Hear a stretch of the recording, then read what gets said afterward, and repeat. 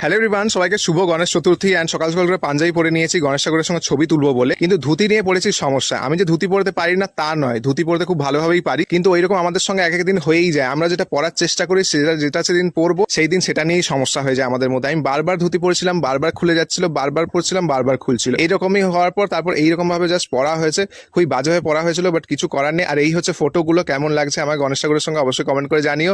And তারপর পুজো শুরু করলাম, আর এই প্রথমে মালা পরিয়ে দিলাম সুন্দর করে। অ্যান্ড তারপর আমি পুজো শুরু করলাম। প্রত্যেক বছর গণেশ পুজোটা আমি নিজেই করি, আর অন্যান্য বছর আরো সুন্দর করে মানে সাজিয়ে গুছিয়ে পুজো করি, আরো সুন্দর করে ডেকোরেশন সবকিছু করে পুজো করি। বাট এই বছর ব্যস্ততার মাঝখানে হয়ে ওঠেনি, কারণ দুর্গাপুজো কেনাকাটা সবকিছু চলছিল এর মিডিল। তারপর আমি এখানে গণেশের মানে ইঁদুর খুঁজে পাচ্ছিলাম না, তো সাকু মিষ্টি খাইয়ে পুজোটা শেষ করলাম। অ্যান্ড তারপর নিজেই রেডি হয়ে বেরিয়ে পড়লাম। আজকে আমাদের মানে দুর্গাপুজোতে যিনি রান্না করবেন ব্রাহ্মণ পূজারী, উনি আসবেন মায়ের দোকানে, তো ওখানে গিয়ে ওনার সঙ্গে একটু মেনু ডিসাইড করতে হবে, 5 দিন কি হবে এইসব নিয়ে একটু বসতে হবে, সেই জন্য যাচ্ছিলাম। অ্যান্ড জাস্ট আকাশের মেঘটা দেখো আজ কতটা সুন্দর লাগছিল,